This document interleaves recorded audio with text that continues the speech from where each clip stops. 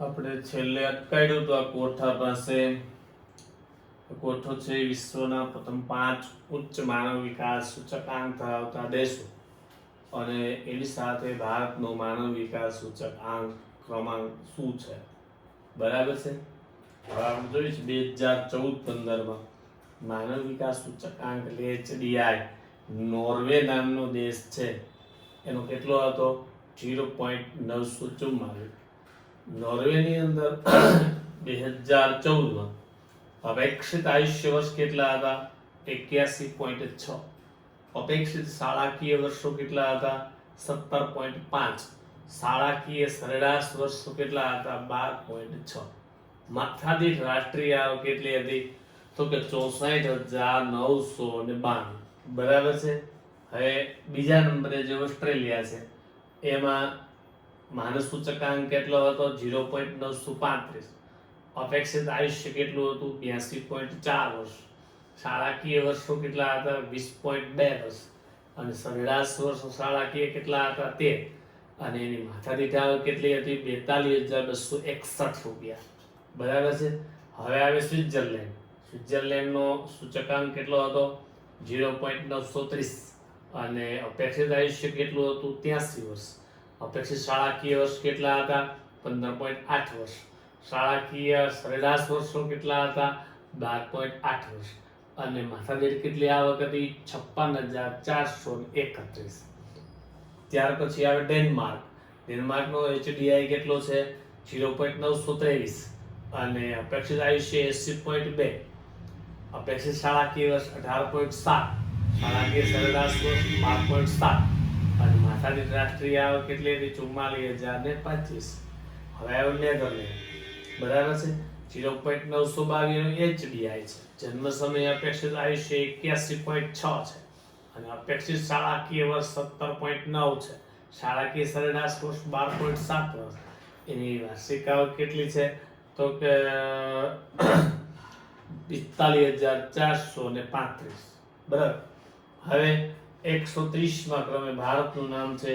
બરાબર છે. ભારતનો HDI કેટલો છે 0.609. જન્મ સમય અપેક્ષિત આયુષ્ય કેટલું છે 68 જ વર્ષનું. ઉપરના આંકડા જોતા આપણું કેટલું નીચું છે એ સમજાઈ જાય.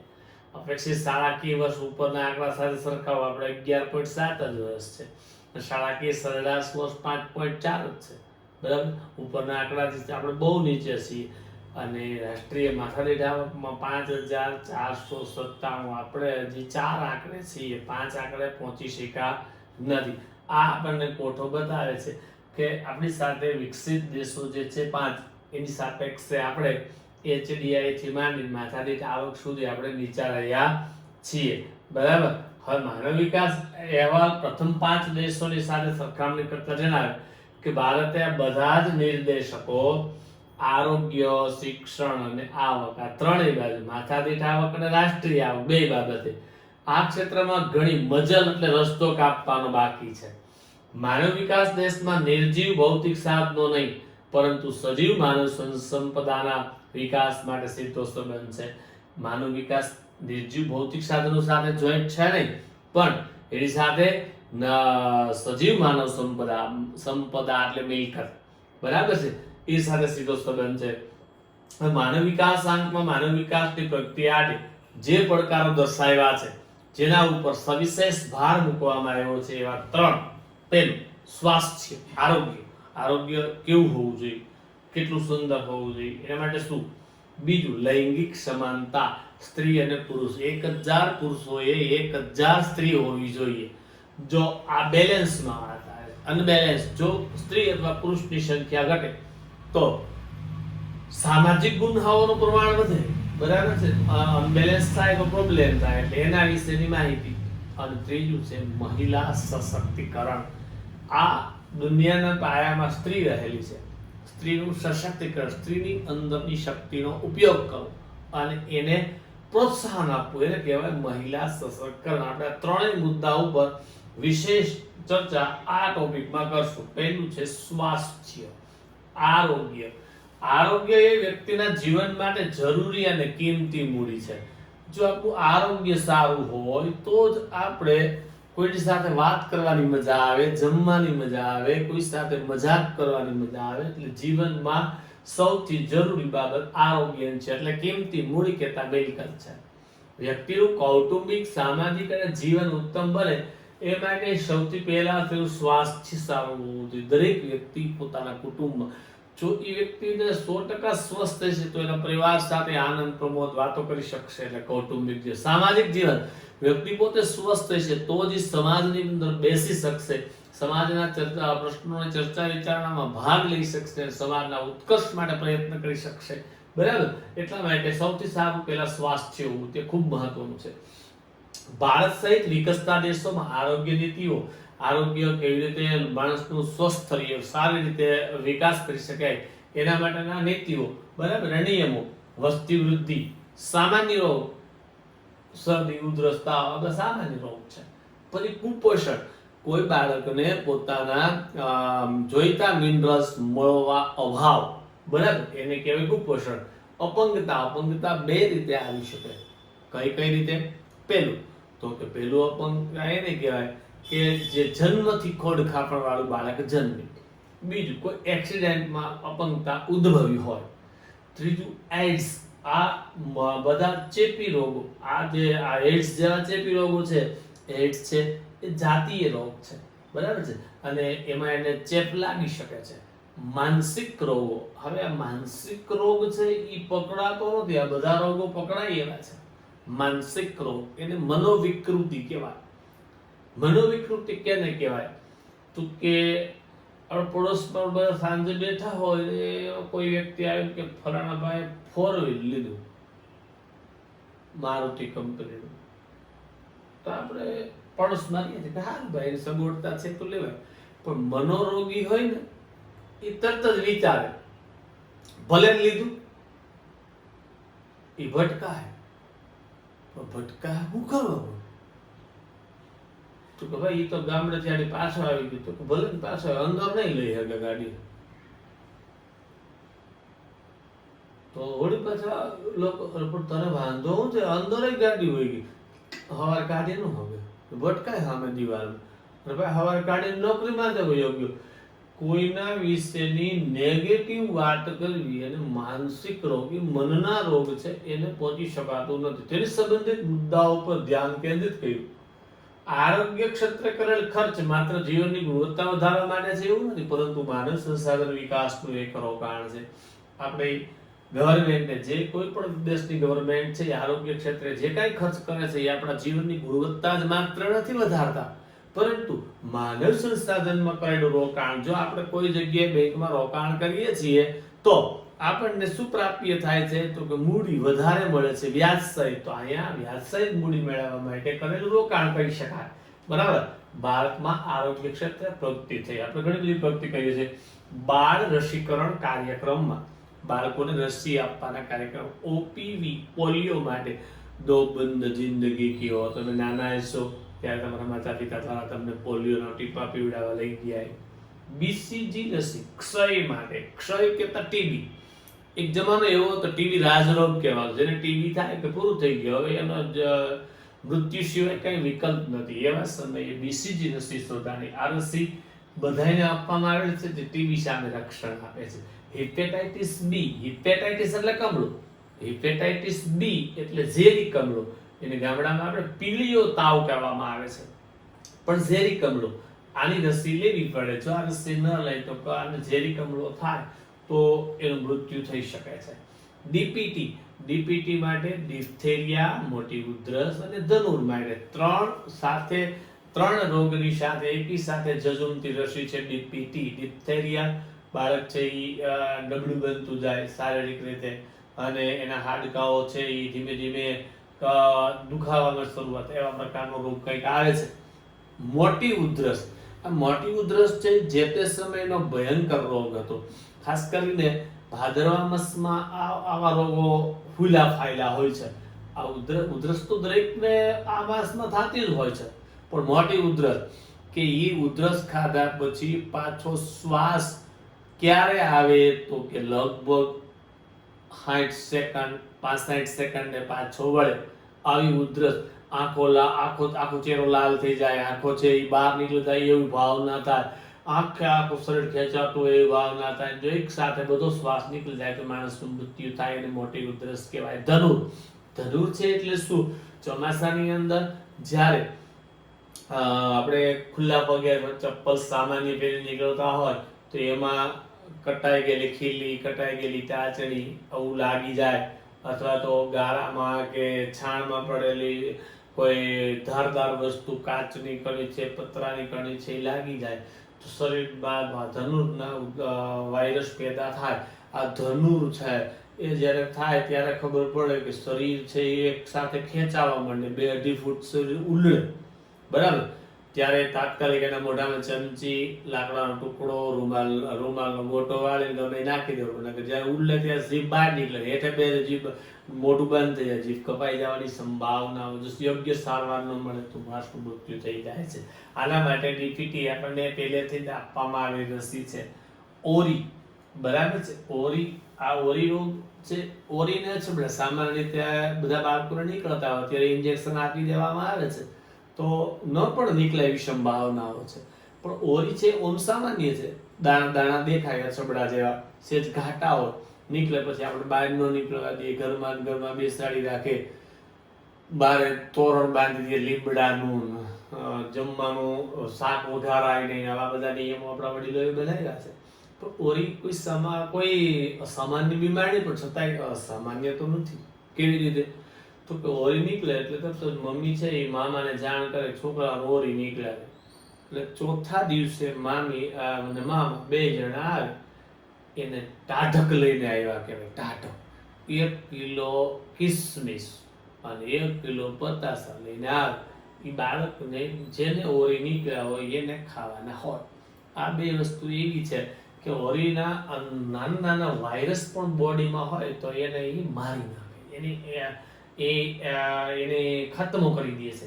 એટલા માટે એ ખવડાવવામાં આવે. આજના બાળકોને આવું સ્વીટ વસ્તુ ભાવતી નથી, અને સ્વીટ વસ્તુ ન ભાવે એટલા માટે એ આગ્રહ કરીને નાના ભાઈ બહેન, આડોશ પાડોશના બાળકોને એને મુઠ્ઠી દઈને ખવડાવી દે.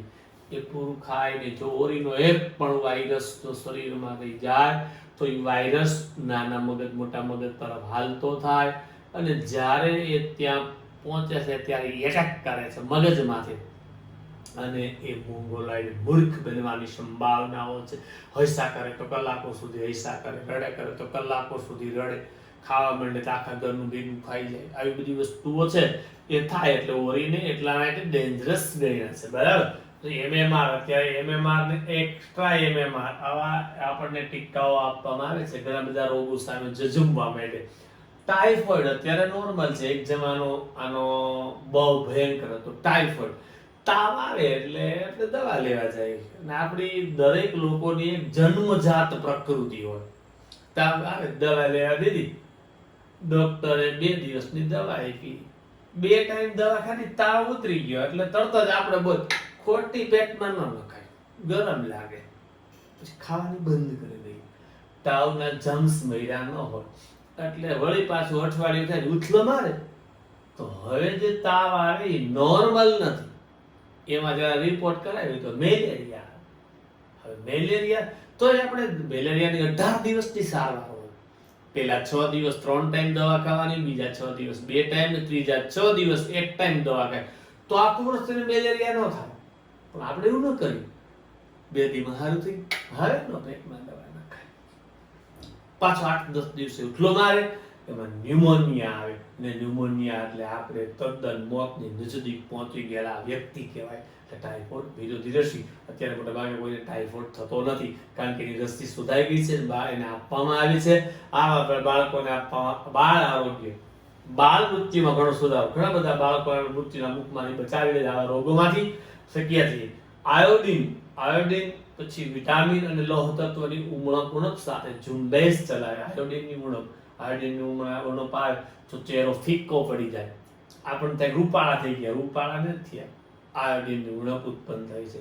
વિટામિન B12 જેવા વિટામિનો ઘટતા હોય તો સાંધાના દુખાવા થાય, આવા વિટામિનોની કમી ઉત્પન્ન થાય. લોહ તત્વ, શરીરની અંદર લોહ તત્વની આવશ્યકતા છે, બરાબર છે. લોહ તત્વ એટલે શું? તો કે આપણા શરીરના સાંધાનું ઘસારણ ન થાય માટે લોહ તત્વની આવશ્યકતા છે. આપણને ખ્યાલ હોય તો તમે સ્કૂલમાં ભણતા હોય પ્રાઇમરી લેવલે, તો ઓલા સરકારી આરોગ્ય તંત્ર વાળા આવે ને છોકરીઓને ગુલાબી કલરની ગોળી ખાવા દે વિટામિનની, બરાબર છે.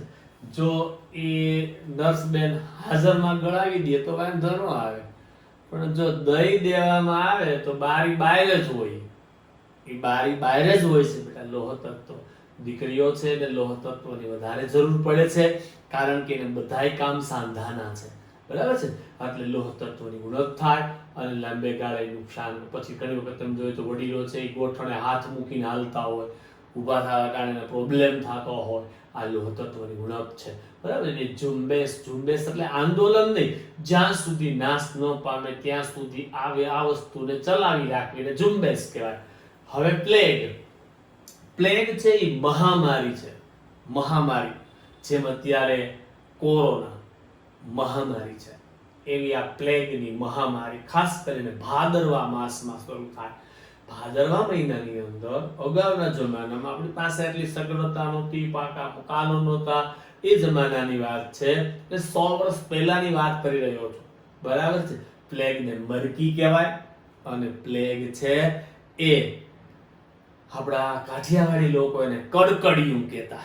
કડકડિયું, એક માણસને મૃત્યુ થાય, સ્મશાને લઈ જાય, એને હળગાવીને પાછા આવે તો 5 મરી ગયા હોય, 5 ને લઈને મૂકીને પાછા આવે તો 50 મરી ગયા હોય.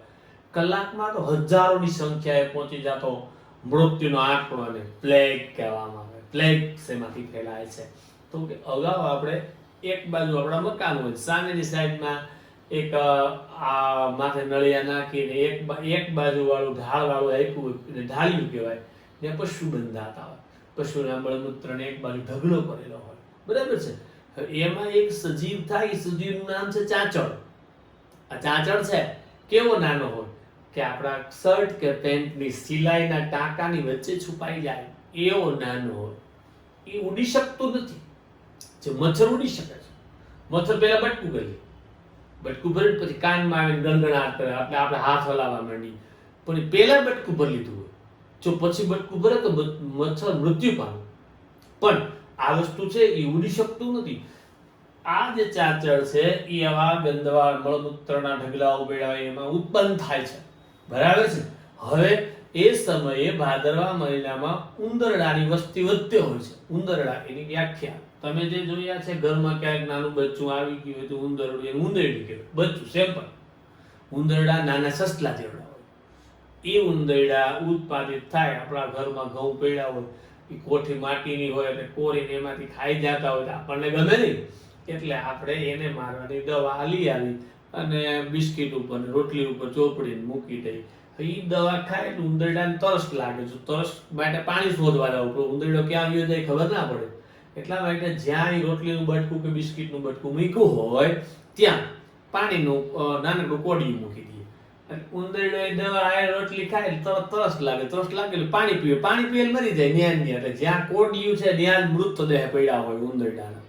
સવારે બેન વાળવા ઉઠે, ઉંદરડો મરેલો જોવે એટલે ભાઈને બોલો, ભાઈ ઉંદર મરેલો જ પણ છતાંય ડર લાગે બેનને, એટલે ભાઈ છે એ પૂંછડી પકડી ડસ્ટબિન સામે કોઈ જગ્યાએ કચરો ફેંકાતો હોય ત્યાં ફેંકી દઈએ. જેવો ઉંદર ત્યાં ફેંકાણો એટલે કાગડાનો મુખ્ય ખોરાક છે. કાગડો છે એ તરત જ ઉંદર માથે બેસી ઉંદરની બાહ્ય ચામડી કાપી માંસ ખાય. બાહ્ય ચામડી કપાઈ ગઈ, લોહી દેખાય, ત્યાં રહેલા ચાંચડો છે એ લોહી માથે બેસીને લોહીને ચૂસે. હવે એ જે ઉંદરડાનો વાયરસ છે એ હવે ચાંચડમાં ગયો.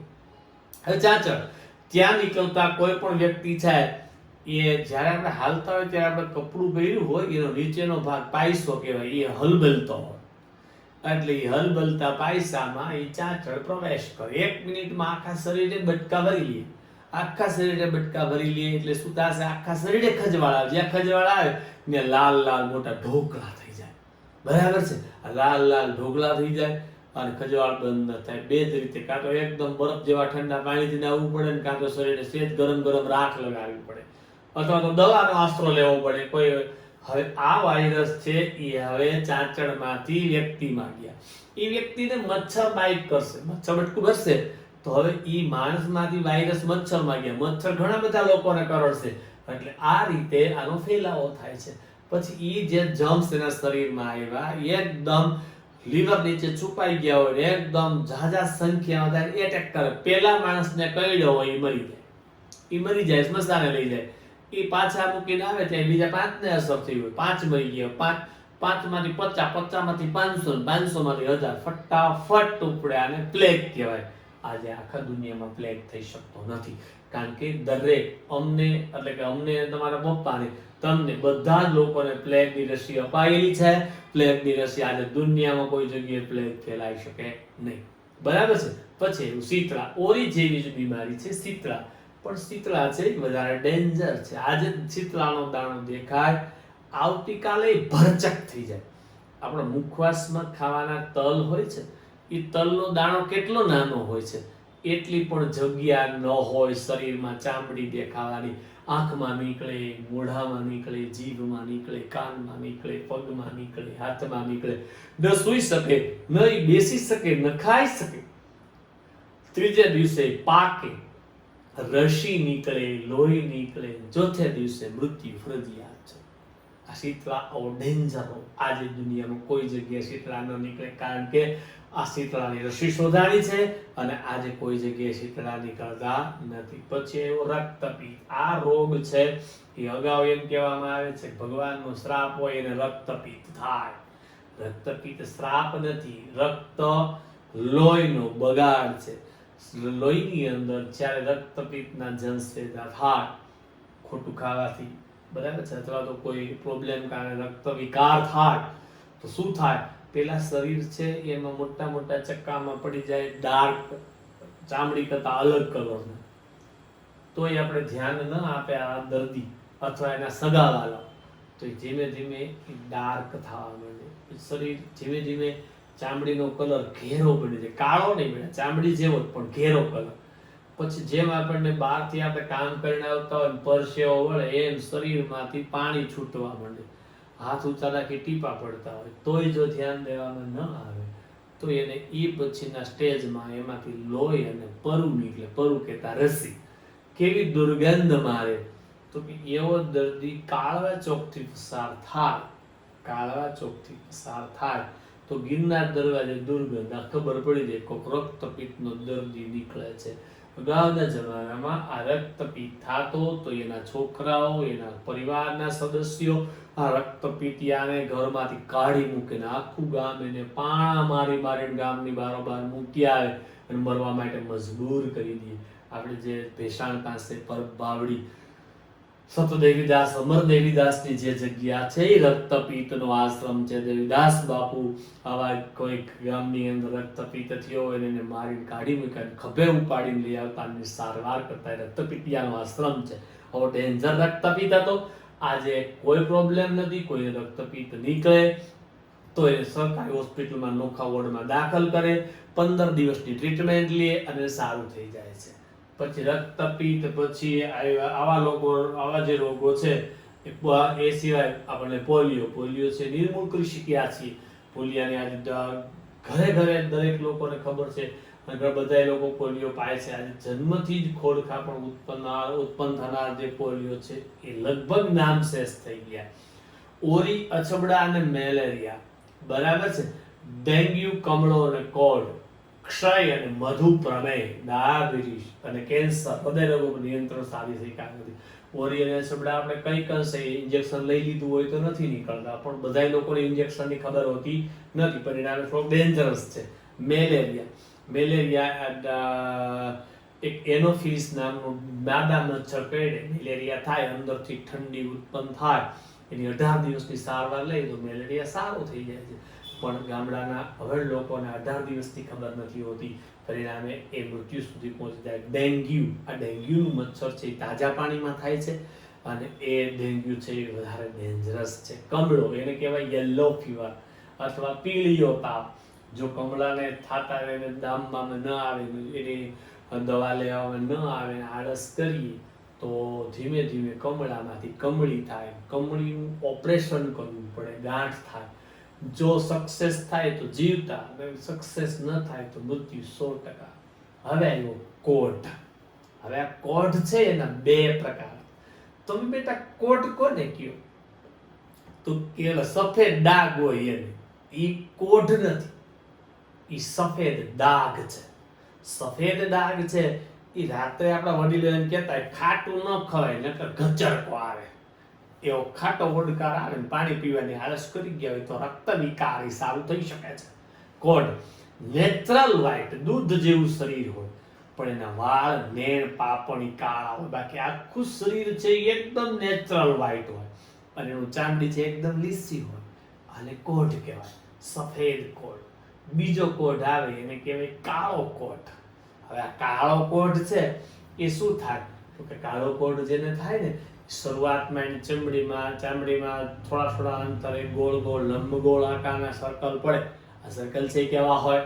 તો કે આ સર્કલ છે ધીમે ધીમે ડાર્ક થાય, ડાર્ક માંથી કાળા, પછી એક સર્કલ બીજા સર્કલને મળી જાય. એક સમય એવો આવે આખું શરીર માથાના વાળ જેવું કાળું થઈ જાય.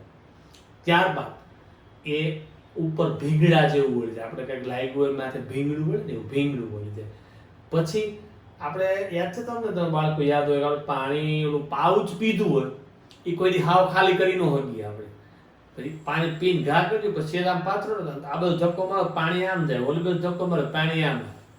એમ આની અંદર જે ભીંગડું વળેલું હોય મોટું આવી રીતે, એને અહીંથી દબાવવામાં આવે, અહીંથી, તો એની અંદર રહેલું પ્રવાહી આ બાજુ આવે. અહીંથી દબાવવામાં આવે તો પ્રવાહી અંદર ચામડી અને ઉપરના ભીંગડાની વચ્ચે એક આછું પ્રવાહી હોય છે. આ પ્રવાહીને રાત્રે ક્યારેક આપણે ખંજવાળ આવે ને ભૂલથી નખ લાગી ગયો, પ્રવાહી બહાર નીકળી ગયું, તો એમાંથી વાળ જેવી પાતળી બારીક જીવાત નીકળે, ઈયળ, બરાબર, અને એનું મૃત્યુ 100% છે. આને કહેવાય કોઢ. હવે તો પછી ક્ષય. ક્ષય કહેતા ટીબી. ટીબી શું છે?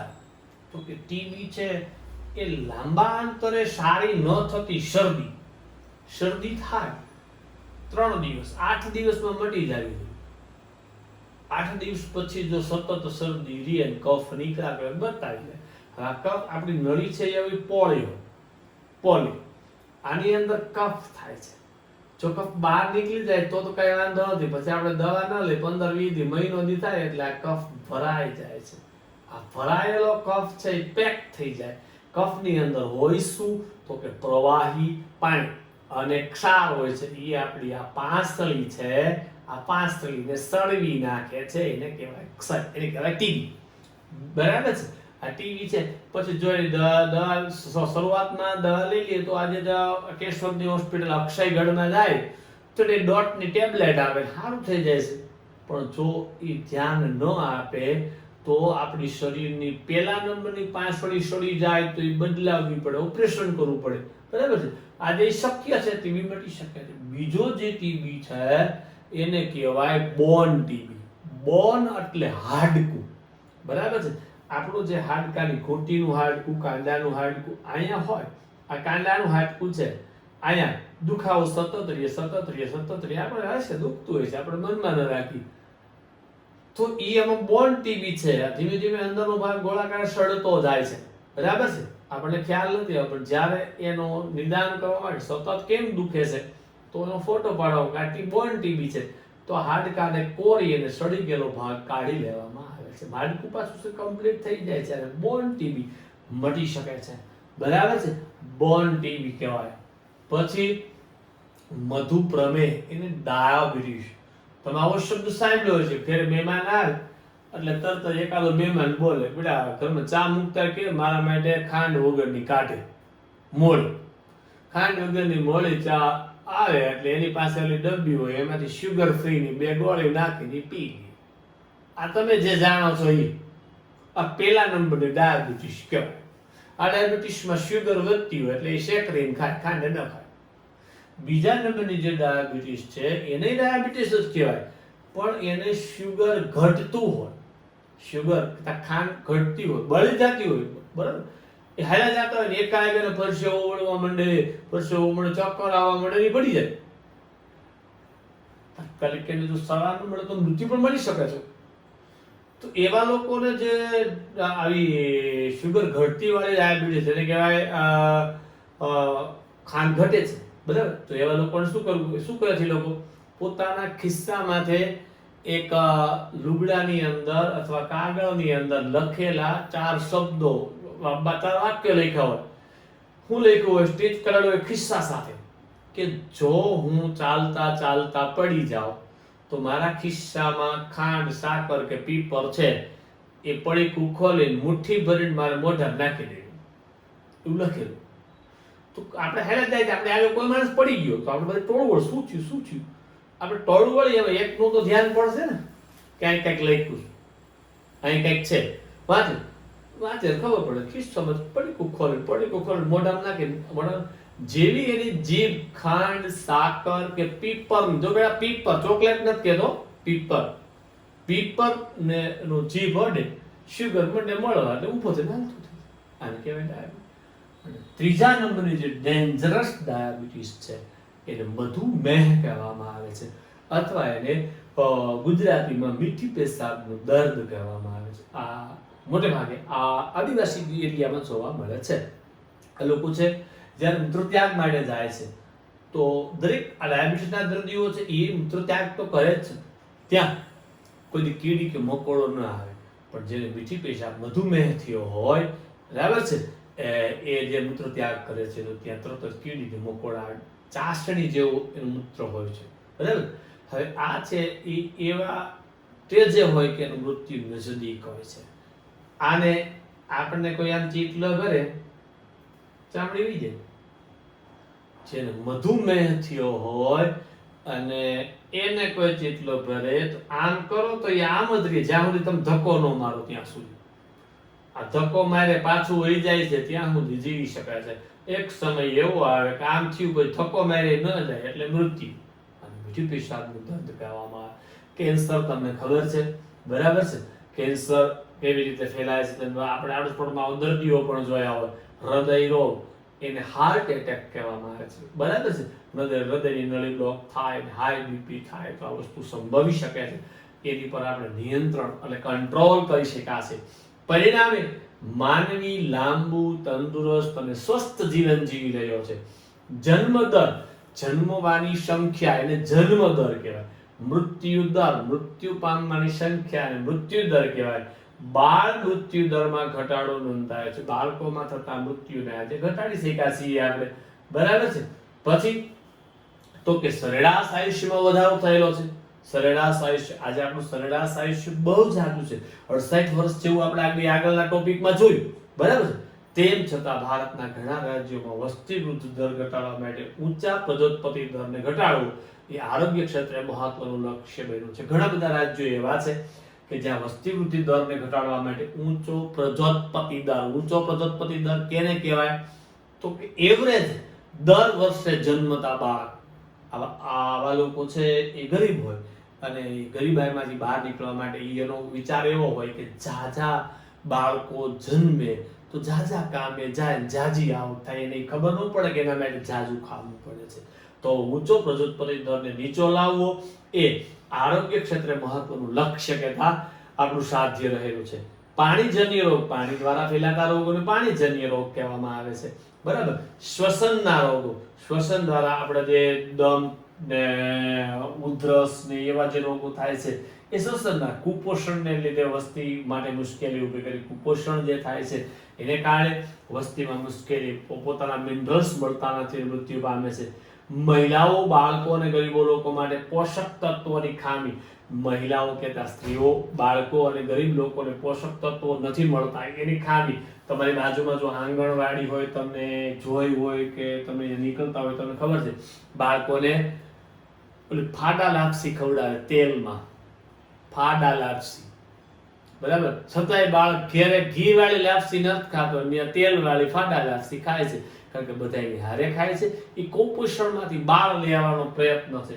મૂળભૂત ખરીદો કેટલાક વિટામિનો અને પ્રોટીનની ઉણપ સ્ત્રીઓ અને બાળકોના અટકેલા કે અધૂરા વિકાસ. આવા બાળકો, આવા સ્ત્રીઓ છે એનો વિકાસ અટકો છે, એના અધૂરો વિકાસ થઈ ગયો છે. એના માટે મુખ્યત્વે જવાબદાર છે પર્યાવરણીય પ્રદૂષણ. અને ઝેરી પદાર્થોનો ઉદ્ભવ, રોજિંદા જીવનમાં નવા પડકારો, પર્યાવરણમાં પ્રદૂષણ ફેલાય છે, નવા નવા ઝેરી તત્વો ઉમેરાય છે. આ બધું રોજિંદા જીવનના પડકારો કહેતા ચેલેન્જ છે. વધતા શહેરીકરણને ગીચ વસવાટોમાં નવી આરોગ્ય સુવિધાઓ માટે સમસ્યા ઊભી કરે છે. શહેરીકરણ, ગામડામાંથી દરેક લોકોને શહેરમાં આવવું છે. શહેરના દરેક જગ્યાઓએ વસ્તી ગીચ થતી જાય છે, વસવાટો ગીચ થાય છે. એના માટે આરોગ્યની સુવિધાઓની સમસ્યા ઊભી કરી છે. નવા કારણ કે બહુ સૂર્યપ્રકાશ ન મળે તો આવી સમસ્યાઓ ઊભી થાય છે. આવા નવા પડકારો ઝીલવા માટે અગાઉની આરોગ્ય કાર્યસૂચિમાં વિશેષ ધ્યાન અને ફેરફારો કરવાના જરૂરી છે. આપણા જે અગાઉ આરોગ્ય ખાતાને જે કામ કરવાનું છે, કાર્યનું સૂચિત કર્યું છે, એના વિશે વિશેષ ધ્યાન આપવાની જરૂરિયાત છે અને નવા ફેરફારો કરવાની આવશ્યકતા છે.